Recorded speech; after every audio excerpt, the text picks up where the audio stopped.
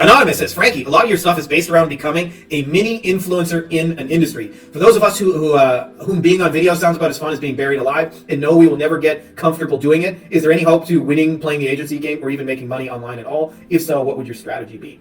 Demetrius, my dude, says, hey, Frankie, good afternoon. Any creative ways to get a hold of business owners that come through paid ads and don't book or pick up the phone? We have all the instant contact and outreach in place, but people still don't respond. Josh says, what was your first major breakthrough as a digital marketing agency?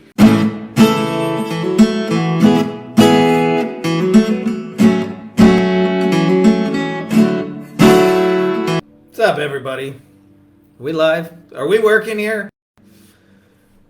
Come on, technology. I believe in you. There we go. All right. We're back. It's another live Q&A with the smartest and best looking agency owners. You know shit is real because I got myself over here the Hawaiian party shirt. Ilka said it's like it's some kind of special cotton. She really liked the touch of it and she started groping me when I wore it. So I don't always wear clothes to look cool. I sometimes wear clothes because I just want the wife to grope me around the house. And that's some real talk for you guys around here. Anyways, just a quick little announcement. I am looking for 5 people in total. I have 4 of them already to go through and test a content system that I've been using for like 3-4 years for myself. But now I'm at the stage where I really want to build this for other people because it just fucking works. But I'll tell you the biggest reason why it's probably a turnoff for most people. It's not instant gratification and it's upfront work. So really the thing I'm helping you guys to do is bridge the sheer amount of work of creating social media content that all points back to a central video where you can sell all your stuff phoneless, super leveraged, super intelligent, where you spend 1 to 3 hours a week, you batch record some answers to questions, you upload them to our folder, our team takes care of editing, distributing it, posting it on social, hashtags, thumbnails, all that. That's basically what I have now, just so you guys know, but I'm interested in building it. What's up? Our man Hetty is here. And also, right now I've decided to put a waiting list on the Wolfpack. For those of you guys, I mentioned that, just kind of at capacity with that. So we're just pumping the brakes just a little bit on that. I'll keep you guys posted on when the doors reopen. But if you're interested in being at the front of the line when we do reopen, make sure to apply now. Other than that, that's all I got for you guys. Let's get into the good stuff. Ladies and gentlemen, boys and girls, children of all ages, Frankie Finn proudly brings to you our weekly Q&A. But dad guns, try not to be so impressed. Did you buy your tickets yet to the gun show? It's my terrible Arnold impression. Actually, there's a scene, I don't know if you guys have seen it. I think it's in Total Recall. But I could be mistaken on that. I don't know. I'm going way back. But there's a scene where, for a minute or two, and it's got to be Total Recall because I think Arnold's on the moon or something like he's on Mars. But it's just 2 minutes of him going, come on. Good old Arnold. All right, cool. We got some cool questions. We got some cool stuff to talk about. Let's jam on it. This was less of a question, but I just wanted to share some things, some thoughts that may be useful for the rest of you guys on this. Lana wrote me a really awesome post, and I appreciate that so much, Lana. It's always a cool surprise when you wake up to stuff like this. So anyways, she says, so guys, let me share my story. For those of you guys who don't know me, my name is Lana. Like many of you, I run a digital marketing agency. I have many years of experience in the field. Unfortunately, when I started my agency about 5 years ago, I was going from coach to coach, not knowing really where to go. My particular problem was that I was so busy. I was only able to work a couple hours a day, sometimes 3 or 4 hours a day. Mostly I would work 7 days a week. I still do it to this day. By the way, having such a big limitation in time really limited my growth possibilities. I was really wondering what to do. I went from one coach to another until I met Frankie. Frankie was so amusing, clever, and everything. You can always butter me up good, Lana. Anyways, you know him, guys. Anyway, he was very quickly identified my bottlenecks, taught me how to get A players. By that time, I already been recruiting people from all over the world for about 4 years. However, I definitely couldn't find people I liked working with or wanted to keep long term. What he helped me to do was actually set up and improve our recruitment process. That changed everything. At the moment, we are hiring people, and with the help of my husband, who is a brilliant at it, the people are often better than us.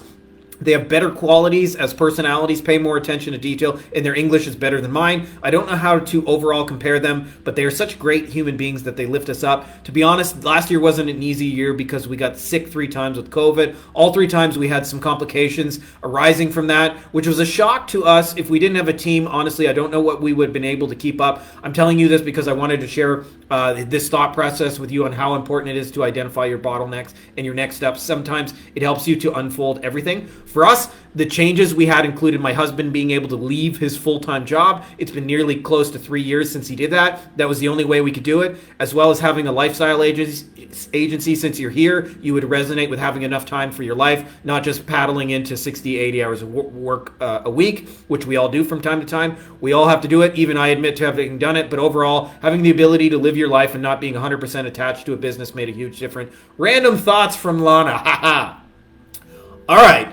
I want to share some thoughts with you guys on this. For those of you guys who want to go through a cool level up, like Lana in her case, and I know a lot of you guys have the same kind of goal. Her goal was like, I want to retire my spouse. He's going to work, surgeon, really cool guy, going to work some shitty job and probably not enjoying it very much, and she wanted to take some time off. Well, the secret to catapulting yourself forward in business is always the same process, but it's a little bit different for everybody. And it is, you identify your biggest constraint and you problem solve there. Now, I'm going to share a little bit of background theory for you, but I read a book called The Goal by Eli Goldratt. Some of you guys will know him as The Theory of Constraints. It's a really dry book. Honestly, it's hard to read.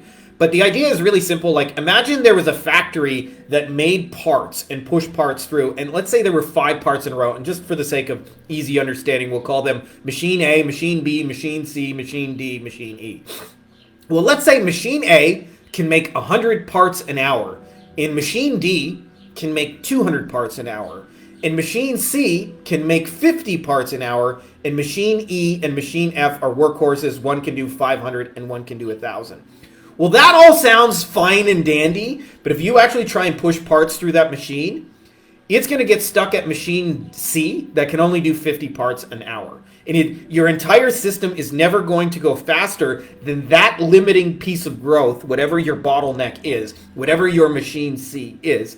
And so what happens is you can double the speed of A, you can add more leads, you can add more stuff. And I've heard this in different forms from different people. But what happens is you cannot exceed machine C. And so what happens is the way to up-level, your machine is to problem solve at machine C. So maybe like you got to add a second machine, or maybe you got to like shorten the load times, or maybe you got to figure out a better process so you don't even need machine C at all. It always requires some level of creativity. Now, taking this to the real world practical, the vast majority of you have a machine C, and it's really only in a couple of places. If you're in stage 1, like, you probably just don't have enough people to talk to. So you got to like go solve that constraint and have people to talk to about your thing.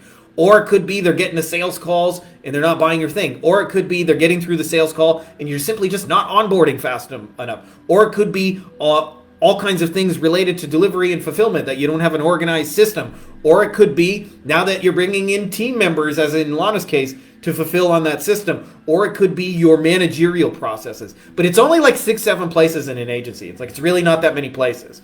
And so having done this long enough, it's very, very easy to look at what somebody's constraint is. Like, I heard somebody the other day tell me, this was a couple weeks back, like, when I say the other day, it wasn't like yesterday, but they said something like, I can onboard 2 people a month, but I want to get to 100K a month.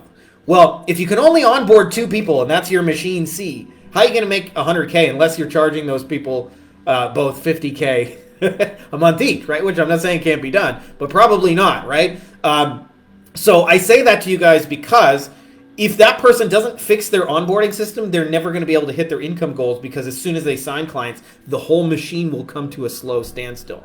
So I say this to you guys because if you want to move the needle, the most important question to be asking yourself is, what is slowing this the fuck down now? Where's the bottleneck? And problem solve there. And there's a lot of tried and true kind of proven kind of things that work. But a lot of times what happens is people solve the wrong problem. And then what happens is, even though it's smart, even though it's creative, because it's still limited by machine C. So like, for example, if that person can only onboard 2 people and then they go buy more leads and get more sales calls, I don't give a fuck how many more leads and sales calls. If you can only onboard 2 of them, you're going to get stuck in fulfillment. Your machine's only going to grow so fast. So I say that to you guys because this is a skill that takes practice, is identifying what's my constraint of the day. And what will happen is your constraint will move in time, meaning the constraint you have now is probably not the constraint you had 6 months ago, is probably not the constraint you have in 6 months. But when you move that constraint, that is when you have quantum leaps forward inside your business. So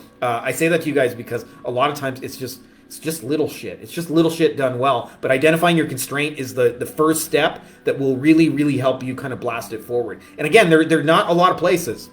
Either you don't have anybody to talk to, or the people you're talking to aren't buying the shit, or you're onboarding them is slowing you down, or all the things related to fulfillment, or you don't have enough good people to help fulfill on that, or you have some sort of managerial issue, and there's probably a subset of constraints in there, but it's really like, that's it. It's hiding in one of those places, and again, it'll move over time. So I appreciate that post, Lana, and I hope that's helpful to those of you guys who are building and up-leveling. Jesse says, question, personal injury attorneys, am I on the right track? Good evening, everyone. I'm in the beginning stages of my agency journey. Could I get some feedback on my offer? I'm curious if I'm actually bringing value to personal injury attorneys. I offer a Google call-only ad service to bring more motor vehicle accident cases to personal injury attorneys. I offer a 7-day free trial to manage $150 to $250 a day in ad spend. My management fee after the 7 days would be $750. I'm currently spending $20 per day to advertise my service. So far, I have 11 leads. I was also rejected once, and so far, no one has taken me up on my offer. Any feedback is much appreciated, and may the force be with you. All right, Jesse, when you're first starting out like this, I'll tell you, it helps to conceptualize an irresistible offer as an irresistible outcome. And I'll tell you why this matters. Because a lot of people, and I'm not saying this is Alex Hormozi's fault, but a lot of people took what Hormozi's saying is he talked actually a lot of the other details in the offer, like getting people results faster and reducing the difficulty for them to actually like get through the challenges and things like that. But what most people heard is just strap an over-the-top guarantee. So a lot of times people think because I'm offering a free trial, because there's like no risk in that, because you don't have to pay me unless it works, that automatically makes it an awesome offer, and that is not true. So what makes it an irresistible offer in most cases in a high-ticket transformational service like we do is largely related to an outcome. Now, in your case, the outcome is you're going to get them motor vehicle accident cases. Now, because this is a niche I just know a fuck ton about, having been in it a lot of years, I'll tell you there is a magic number that personal injury lawyers covet, and that is $1,000 per signed case. Now, why is that a magic number? Well, because it makes all the math in their business work. Because, for example, they have other costs. They have to hire experts to deliver on it. They sometimes have to like get the buy-in of chiropractors and physiotherapists to help them. They sometimes have to pay filing fees at the courthouse, and then they have staff and they have overhead. So usually, if they can get the cases for $1,000 and their average fee on a signed case is around $6,000 to $8,000, depending on the state, the math works for them. That's $1 in and $6 out, even though there's always a delay in getting paid. So I suggest to you, if you can position your Google call-only ads free trial thing as more of a, hey, we'll get you cases for under $1,000. We'll get you motor vehicle cases for under $1,000 a piece using Google call-only ads. And the way you do that ethically is usually if you get them 4 or 5 Google call ads, they're going to close one of those. And so that's how you position it. It's like, hey, I'm going to get you 5 calls for $200 a piece, and you're going to close one of those and get a signed case for $1,000. So I'm hoping saving you a bunch of time and headaches in the shortcut, but that is a magic number that they've all been kind of fed in the personal injury stuff. And then obviously you have to work on fulfilling on that. Now, if you happen to strap a free trial or something like that to it, all more power to you, but don't think of the free trial as the offer. A lot of times people think the over-the-top guarantee, because like that's how they conceptualize what Hormozi was saying in $100 million offers, is they think the over-the-top guarantee is the magic, and the magic is what you're going to actually get done. Like, for example, if I say to you, I'm going to duck a bucket of slop on your head, and I guarantee it or $1,000, like that's not a cool offer, right? Because the outcome of dumping a bucket of slop on your head is not all that exciting, right? So it has to be tied to an outcome. Like if I say, hey, I'm going to get you a date with the Playboy Bunny, we're going to take you to Gordon Ramsay's restaurant, we're going to fly you to New York, and you're going to eat on top of the Empire State Building, or I will pay you $1,000. Now all of a sudden, like, that's way more exciting. But it's not because of the $1,000 part. It's because the actual outcome is exciting. And so, to a personal injury lawyer, $1,000 per signed case is that magic number. So, make that happen. Make the cases come in for under $1,000, and you'll face a whole lot less rejection on that because just all the things associated with that. So I hope that's helpful, my dude. Jesse said, or sorry, that's not Jesse. Anonymous says, Frankie, a lot of your stuff is based around becoming a mini influencer in an industry. For those of us whom being on video sounds about as fun as being buried alive and know we will never get comfortable doing it, is there any hope to winning playing the agency game or even making money online at all? If so, what would your strategy be? Anonymous person who probably is one of those people who doesn't even put on pants for Zoom videos. I know you guys. I know you guys are out there not putting your pants on the Zoom videos. So here's the deal, okay? Believe it or not, when I first started, I did not like making videos. So just so you guys know, I did not wake up one day and say I wanted to be an online entrepreneur. Back home 2007, I was in my hometown of Windsor, Ontario, Canada. And the financial crisis that hit the world so hard in 2008 kind of was felt locally like a year before everyone else. And so I was trying to just get hired. I was just trying to get a job back in 2008 or 2007, and nobody was hiring. Like, they were actually laying off people by the tens of thousands. In a city of 200,000, when like 10,000 people get laid off in a day, they don't tend to like be accepting resumes and hiring at that point. It was a really weird thing, and I had a friend reach out to me, and he said, hey, I wrote a real estate course, and we're going to sell it on the internet. And I kind of laughed. I was like, we? Like, no, dude, you're going to sell your own real estate course.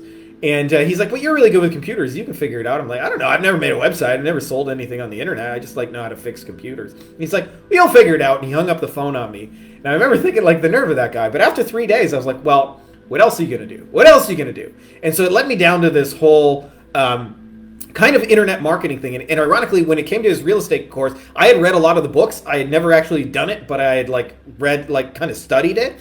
And he asked me like why don't you just make the videos? And I felt terrified to be on video. And so that's the first thing, is you actually can get good at video, because I was too scared, didn't want to do it. He had to make all the videos.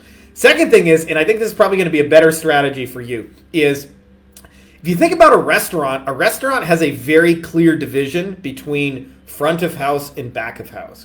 So there is a front of house where front of house is like, you want to charm them, and you want to tell them today's specials, and hey, we're so glad you came, and can I get you some more wine? Is there anything you guys all need? And make people feel like a welcome guest. And that is their job, is to be that front-facing thing, which is akin in our world to like sales and marketing.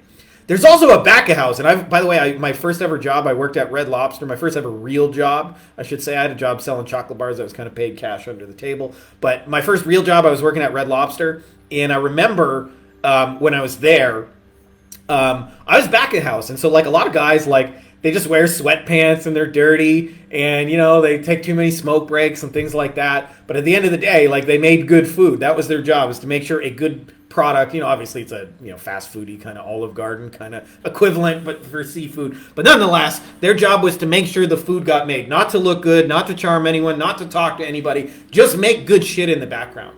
Well, a lot of agencies function that way, just so you know, where there's a clear front of house and a clear back of house. And I promise you, there are lots of strategic partnerships that you can make with people who want to be front of house and do not want to sell, or do not want to fulfill, do not want to touch a backlink, do not want to touch a website. I'm one of those people, by the way. And I wasn't always, but after almost 20 years, I am. I don't want to touch anything. I don't want to fulfill anything at all. Like I'm in the zero fulfillment. That does not mean I don't want clients to get promises fulfilled on. I just don't want to be the one doing it.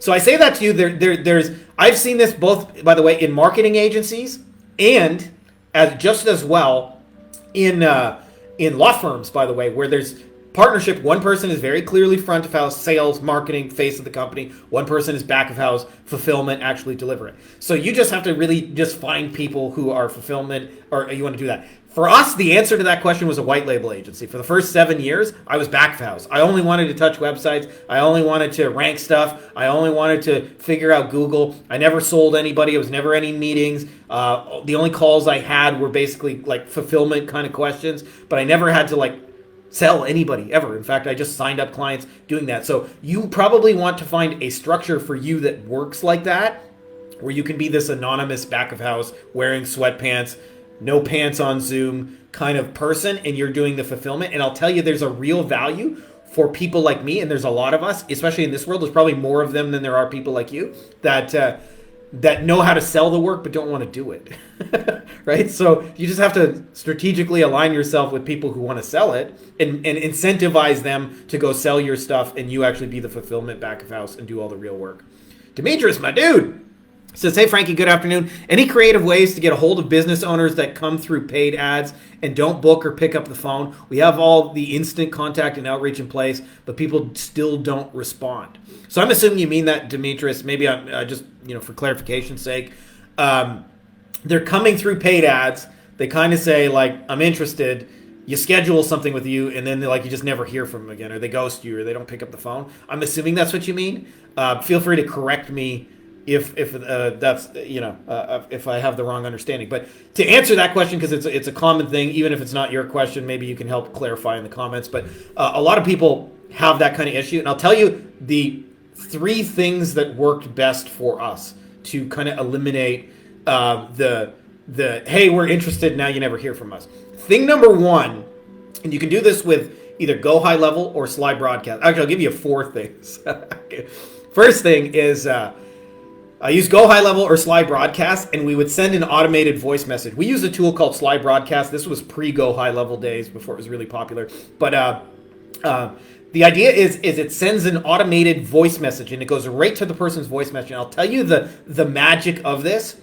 It's really hard to flake on a real human being. When you're just some random dude in an inbox, they don't feel any sense of obligation to you and that they have to jump on a call with you. But when they actually schedule with a real person, it's harder, right? You're now like a person. You got a family. You eat somewhere, right? So what we would do is we had a pre-recorded message, and it just said, hey, Frankie here, I just saw you booked on the calendar, and I'm really, really excited to jump on this call with you. And just so you know, it's not a hard pitch or anything like that. What we're going to go over is I want to look at, these 3 things in your business. We're going to talk about these 3 things. And at the end of that, if you want our help, I'll give you a quote on what that would look like. If you don't, I just won't make you an offer and all of that.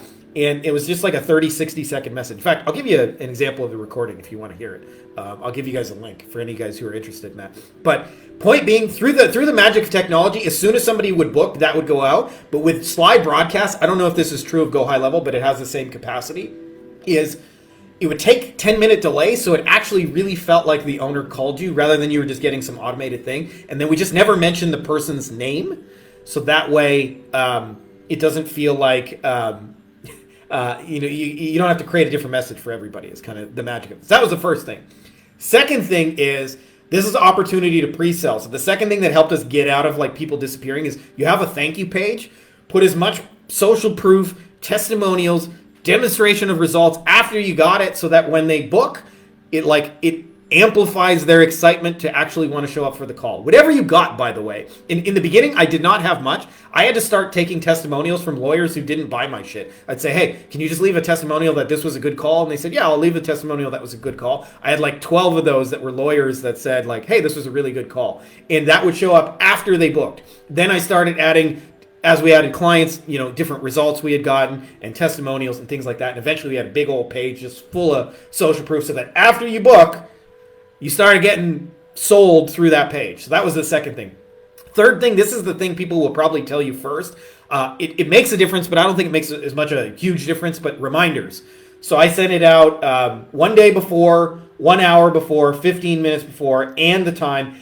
And you get a text message right before I'm about to call you. So that's 5 reminders or something like that.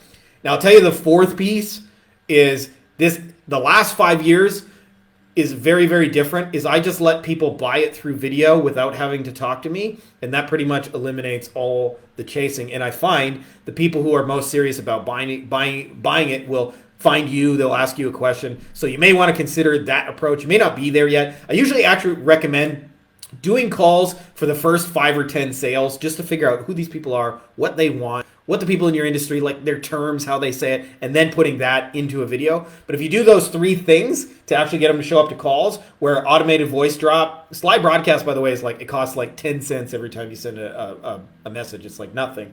And you only pay for using it. And then sorry, I'm having a brain fart here for a second.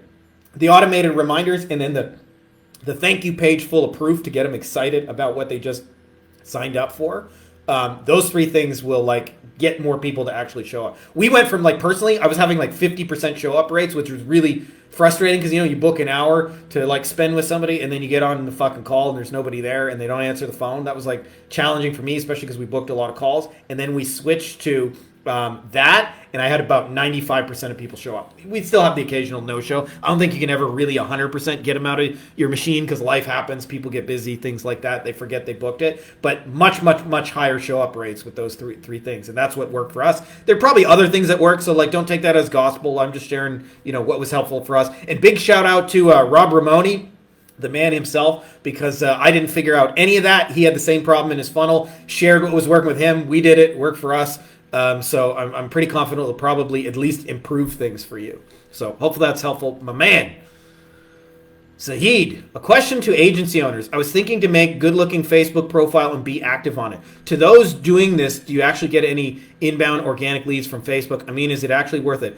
Also, I see some are active on agency owners' pages on Facebook, while some are active on their personal profiles. Which route is best? What's the difference? So, Zahid, I'm gonna give you a different answer than probably most people are expecting for this kind of thing.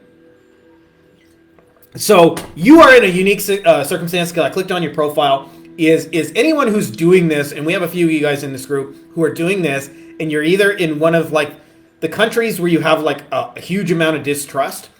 So, India, Pakistan, Bangladesh, like that area of the world where you just have an inherited reputation, like it or not. Like, I used to joke with lawyers, the only people who have a worse reputation than them, because everybody hates lawyers, are marketers, which is us, and everybody hates us. You're a marketer, you're a scammer, you make promises, you don't keep your promises. That's just the reputation you inherit. You're full of shit, you're dishonest, all of those things. Well, that may not be true for you personally. Your industry at large has that. Now, if you're from India, Bangladesh, Pakistan, one of those places, you can like pretty much 10x, 100x the amount of distrust because people have this idea that it's low quality, it's shitty work, blah, blah, blah. So there is a tendency to then believe that the way you should get around that is to create a Facebook profile where you don't look like an Indian or you don't look like you're from Pakistan, right? To look like you're from somewhere else. And I believe it is a function of you just have to work harder on the sales and you have to do 2 things different than most people do from your country, just so you know. Thing number 1 is you have to do more risk reversal than other people might, which is you might do more things like a pay me after it's finished, or I'm going to stand by this work. And I'll tell you, as somebody who's dealt with like, I don't know, I've hired like thousands of people from India on Fiverr and virtual assistants and things like that over the years for various projects. In general, and I'm not saying this is true of you, but they do a lot of when they're trying to seduce me for the money. They're real fast in their communication. They get back to me in seconds. When it comes to fulfillment and delivery, oh, my mother was in the hospital. Sorry, I've been busy. My internet didn't work for 3 days. There's always a fucking reason why it took 2-3 days to get back to me after they paid me. So you have to do the opposite. Because I'll tell you, if you actually like really do great fulfillment, people will hire you back. And it usually starts with, de-risk it by giving them something small and bite-sized to work together, and they'll open the door. So I think of a few people we have in our world, but I hired a guy this morning.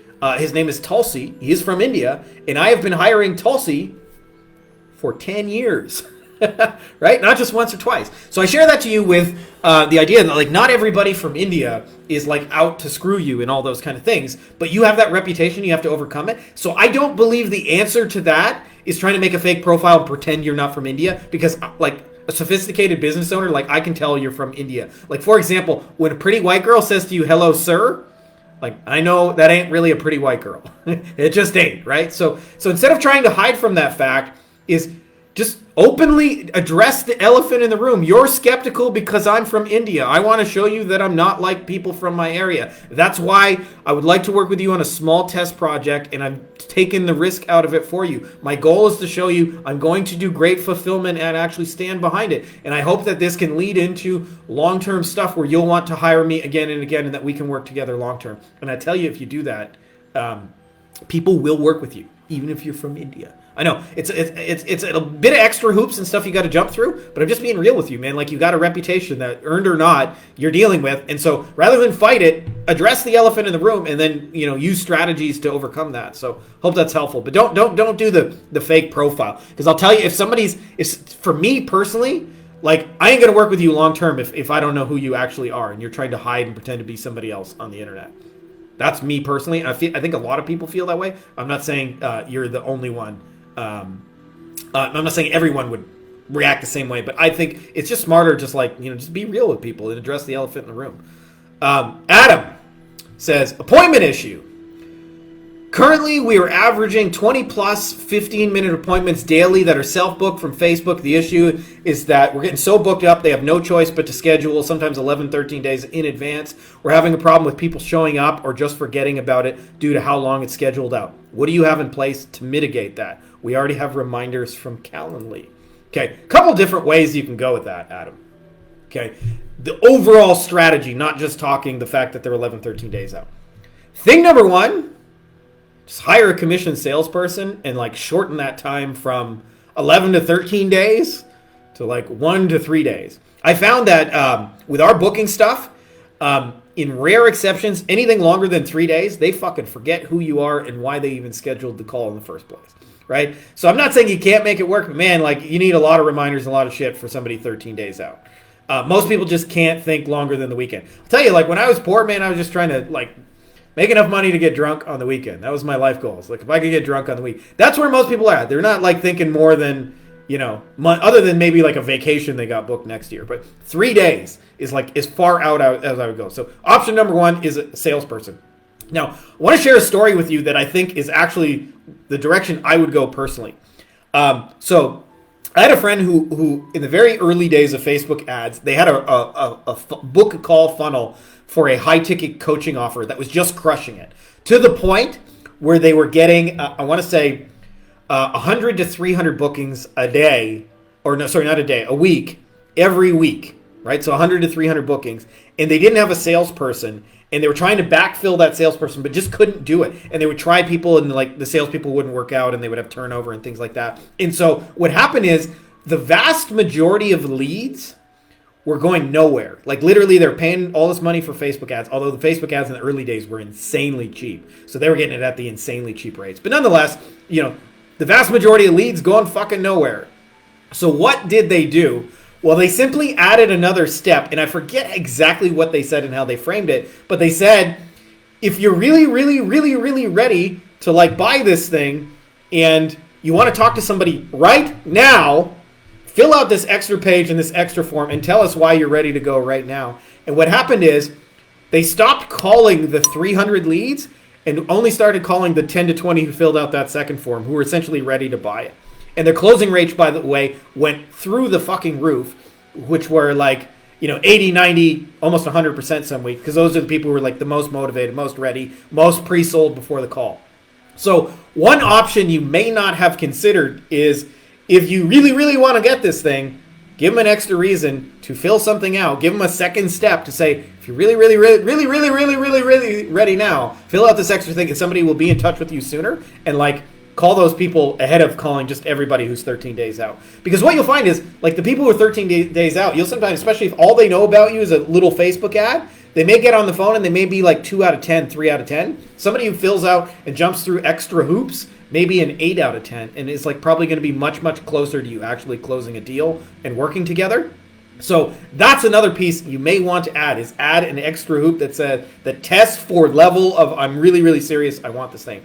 Now, I'm a little biased on the subject, but the third thing is just sell it phoneless, my dude. Don't even talk to people. Just let them buy it through a video, because video you can be prospecting and selling that thing 24 hours a day.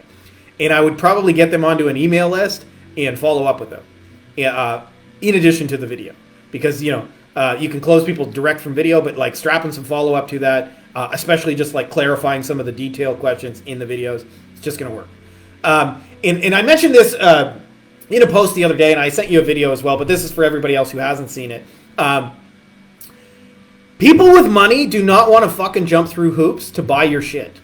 I cannot express this enough. So the example I used, I wrote a post about this the other day, but I decided I wanted to take the family glamping, which for those of you guys who've never been, it's fancy camping. It's often on the beach. And I reached out to 4 places. Now, the way they have it set up in Mexico, none of them have like an online booking system. They all have like a WhatsApp number. And you got to text somebody and say like, hey, I'm interested in these and these dates. Can you let me know if they're available? So I messaged 4 different places and said the same thing to all 4. I'm interested Saturday, Sunday. Place number 1 messages me back 15 minutes later.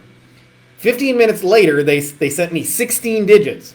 And I said, what in the fuck am I supposed to do with these 16 digits? And they said, well, you have to go to OXXO, which is a convenience store chain here, and you have to tell them like you want to pay a bill and give them these 16 numbers, and they'll, pay for it kind of thing. So I said, okay. So in my mind, like I live in the middle of nowhere. I have to drive to a bank machine, go get cash, then drive to OXXO, stand in line, my broken Spanish, and tell them, like, do you know what to do with these 16 digits? Because I don't. Right? They want this much money. Can we do that? That was place number 1. And I imagine in my head, like, that's a lot of fucking hoops for me to jump through. Place number 2 messages me 20 minutes later, so 5 minutes after the first place. They said, we have 3 ways to pay. One of those is PayPal. I said, can you send me a PayPal link? They sent it. I paid it. Booked the retreat. We went. Place number 3 messaged me a day and a half later.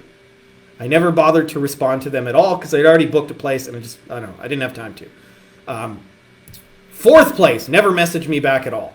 So if you look at the experience of the business owner, the first place is like, well, they're all bad leads. People like they're not serious about buying. The 3rd place probably saying something like that. We don't get any of the good leads. People aren't really serious. Well, the internet leads are no good. The 4th place says, we need more customers and we need more people booking. Meanwhile, they're not even getting back to the people that are booking. So I say this to you because the reason I went with place number 2 is because they made the least amount of hoops for me to jump through to give them money.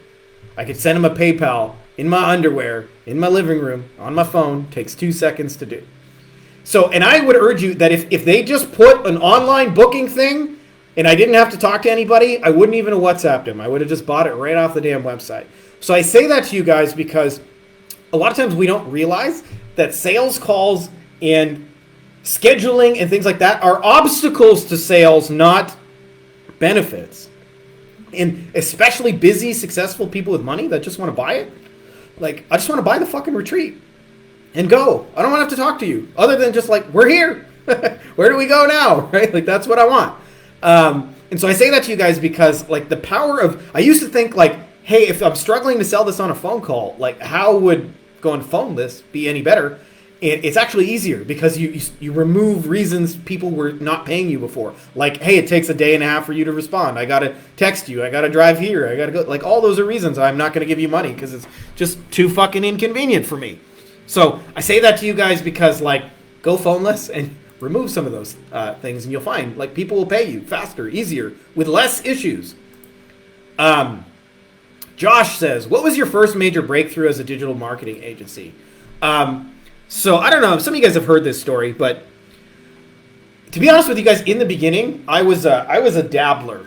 Like I was a real fucking dabbler, meaning like I would try shit, but none of it all very seriously. I was just like trying to find the cheat code, the secret way of making internet monies. And one of the things I came up with is I was buying backlinks for my own stuff. And I thought, wonder if other people would pay for backlinks. So I went on Fiverr, which was very much in its infancy, and I found like the 5 most popular backlink gigs.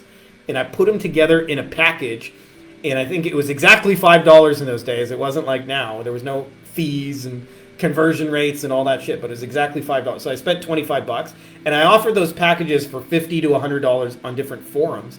And I was still dabbling. What's up, Paul? And nonetheless, when I was dabbling in those things, a couple of people bought them and like were buying these packages. And one day a guy reached out to me and said, could you actually do like real SEO, not just like individual backlink packages? I said, sure, why not? I had been doing it for myself. And little known to me, he actually had tons and tons of like websites he was designing like 300-400 of them a year. And those people are all saying like, hey, can you do this SEO thing? And he didn't have somebody in-house to do it. And so he was looking for what would be known today as a white label partner, somebody who could do the fulfillment for him. And he just happened to reach out to me. And our shit blew up.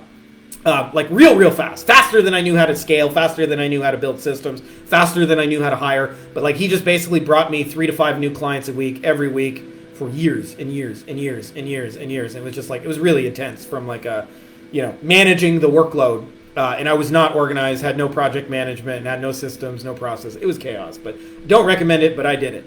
But anyway, the reason I tell you that is because I'm a big believer that what can shift agencies forward faster than anything else is not a what you do. It's not a Facebook ad. It's not a how you do it. It's a who. And almost always it's getting into somebody who has a massive amount of flow. Now, having looked back into the rear view mirror, this is something we do in the Wolfpack now, but I figured out that every time we've blown something up, it was a specific who, and those who almost always have in common, and it's very, very simple. They're already selling a bunch to your market already. So I started asking myself, like, what is my market buying already?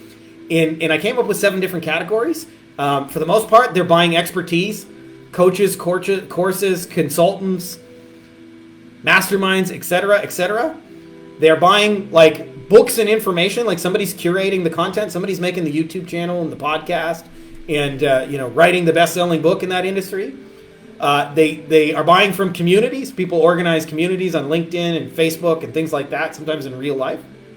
They're buying stuff, especially for those of you guys who do offline. They're buying their stuff from industry associations, things like that. They're buying live events, so they go to workshops, and they go to conferences and things like that. They buy software and tools.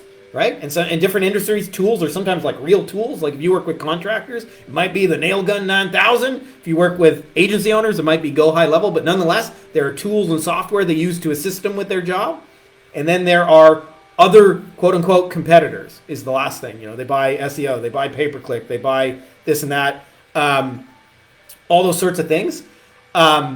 So anyway, when you kind of like do all those different things, and connect with those people in there, almost always they have the ability to move it forward. So the second time I blew up an agency, I didn't know this, but I connected with a conference owner who also had an industry association, who also had a coaching program. Sometimes they're in multiple categories. And he just started recommending me, and I started speaking on his stages, which led to other speaking gigs. Blew our shit the hell up. So I say this to you guys because almost always I feel like people are trying to find some secret how instead of figuring out who's the who already controls like a huge amount of my market, and how can I like collaborate with them and make it in their best interest to share my stuff. And that's the real magic. Like when you go on a stage where somebody has spent 10, 20 years building an audience of, in my case, personal injury lawyers, like it ain't unusual for 5, 10, 15, 20, 30 of those lawyers to want to hire you when you walk off stage, right? Even though, you might not get all 1,000, like 30 clients for a lot of you guys, that's like that's retirement money for many of you guys. So I say that because if you understand this, you can hack this. You can hack this system. You just identify what is everything being bought and sold in my market, and you become strategic about connecting with those people and actually adding value to their world, actually helping them to do what they want to do, but doing that strategically where it also helps you and what you're trying to do. So I hope that's helpful. Zahid says, Frankie, thanks for answering my query. I definitely agree with you. I'll never do a fake profile. I don't like that thing myself. I get the reason for it. It's just be real, like with people. Like you have to like really establish, hey, I'm different than all the other people from India that are just trying to take your money and give you a low quality deliverable. I actually want to be in this for the long term, and I'm willing to show it to you. So anyways, appreciate that, my dude. Appreciate that follow-up comment. Last question we got on the docket, unless one of you guys want to add something else. This one is Rahul, who says, can anyone help me with the best multi-channel outreach strategy? This is a really, really good question. I'm going to share something with you guys that I figured out years ago, and it's very, very simple. I think the way most people do outreach lands them in the mental category of spammer instead of in the mental category of like friend who I want to get through. So let me clarify what I mean by that. I noticed years ago that everybody I did not want to contact me, meaning like on the phone, you guys see a picture of my kids, adorable. Everybody I did not want to contact me on my phone usually had just one way to do it. And almost always it was either email or a social media DM, say like an Instagram DM or a Facebook DM. And they contact you one time on one of those platforms and then are never heard from again. This is the people that you mentally classify as, I do not want to talk to these people. They're spam. They're just, pitching me some shit I don't really want. Then I noticed there was a class of person that I did want to speak to, and almost always those people were multi-channel, right? So like many of you guys want to talk to brothers and sisters and parents and mother and father. So like I think about some of my closest friends. Some of my closest friends, they have my email. They got my Facebook. They got me on Instagram. We're friends on LinkedIn. They can text message me. I'm on Telegram. They can send me a message on Telegram. And if they want to, they can get my physical mail address. And they know where I live sometimes, right? That's just 8 different media. They know how to contact me.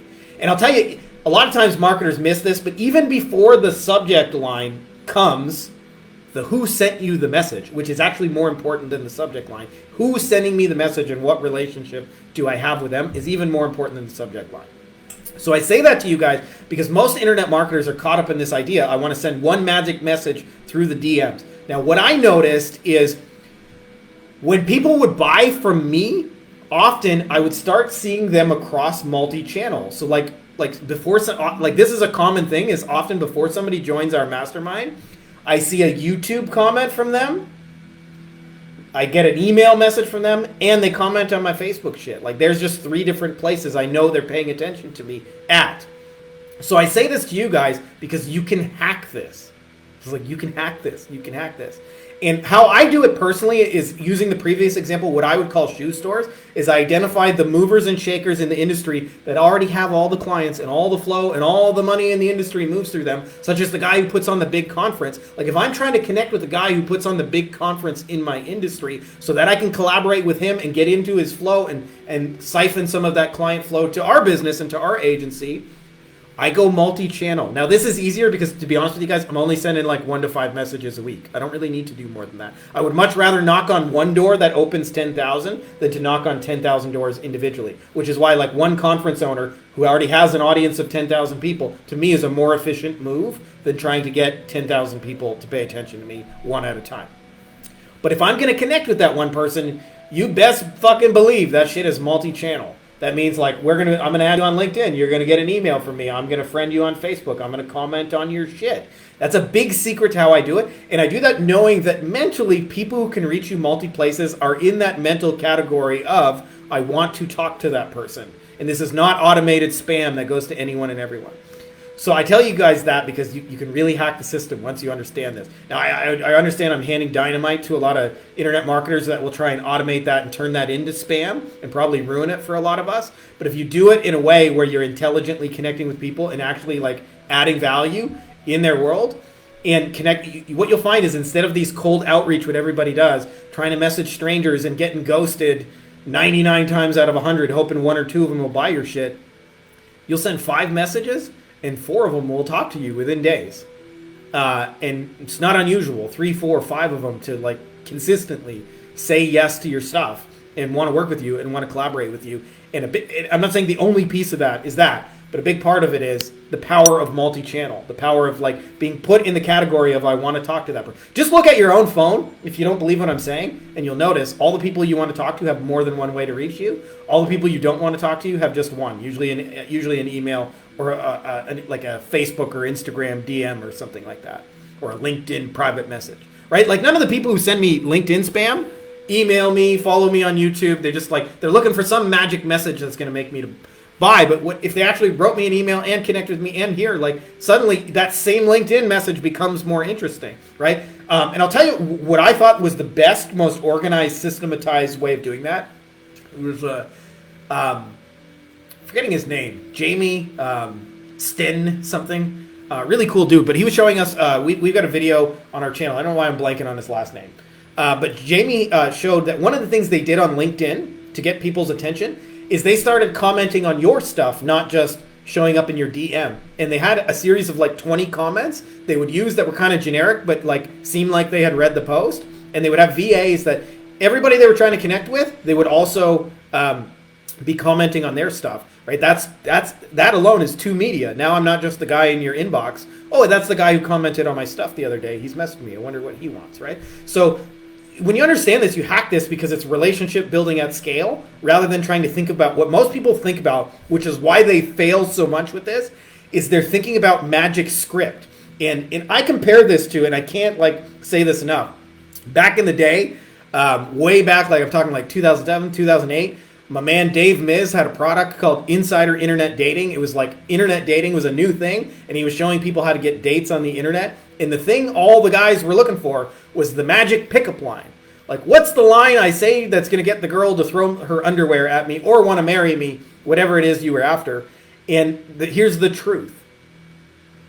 There is no magic line. Like, there's no line you're going to say that's going to work on every girl all the time. It doesn't exist. And so I see people waste insane amounts of times with quote-unquote cold outreach trying to find some perfect script that they send one time through one media, get categorized as spammer. And a lot of times, even when it works, those 1 or 2 people out of 100 that come through it are like the lowest of the low, brokest of the broke, and can't afford to pay you anyway. As where, when you systematically connect with people and have tools and systems for building relationships, don't be surprised when most people respond to you, because they're open to having a relationship with you. They're not open to just like cold pitch some bullshit pickup line that they don't really want to hear, right? Like, hey baby, do you want to screw, is not nearly as exciting as like, hey, I know you probably get a lot of these messages, but you seem really cool, and I'm really interested in talking to you about this. That's why I added you here, and and comment on their stuff and say something about them and become somebody interesting in their fucking world. So there is an art and a science to it, but I just shared with you guys something that has helped us. So I hope that helps you guys. And looks like that's all the questions we got. For those of you guys who missed the intro, I had mentioned the Wolfpack is now at a waiting list. So if you guys are interested in getting on that waiting list for when we reopen and allow some capacity, give a brother a holler. But for now, we're closed. And also, I mentioned this. I've been looking for 5 people. 4 of those spots are already claimed. So I'm looking for one more person to kind of roll out our content system. This is, to be honest with you guys, something I wanted to do forever, because I have a lot of content that all points back to my sales stuff, and that's how we're able to sell stuff 24 hours a day.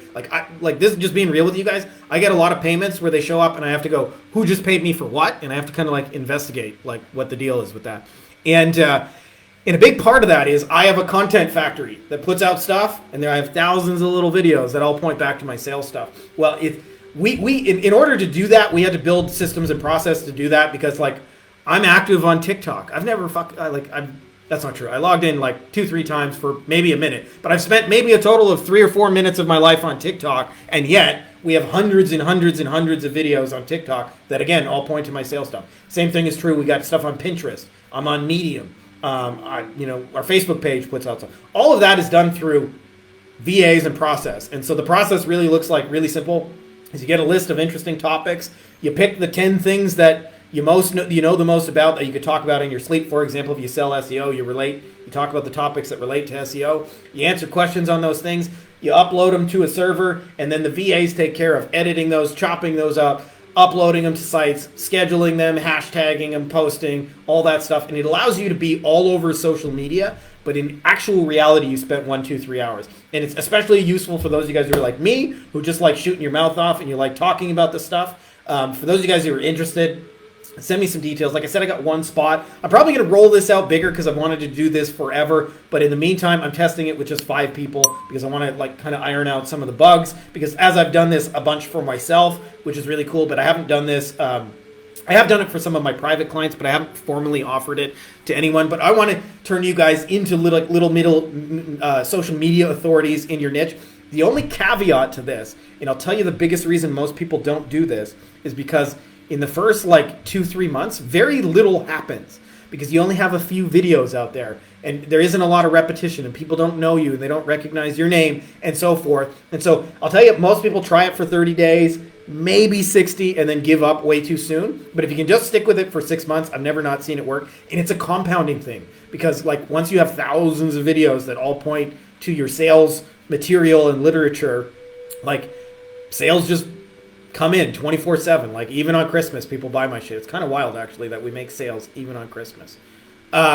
Anyway, that's all I got on that. So if you guys are interested in potentially claiming that last spot, let's talk. And I want to turn you into a social media authority. As long as you can take a list of topics in your industry and talk, answer questions for an hour to 3-4 hours a month. That's it. That's the month's worth of content. We'll make sure you're active on all the major social media platforms, and the VAs and the processes will take care of that. I got some pretty sophisticated chat GPT prompts to help with the writing, the descriptions, and coming up with the hashtags and the thumbnails. And we have Canva templates and all that for all of that.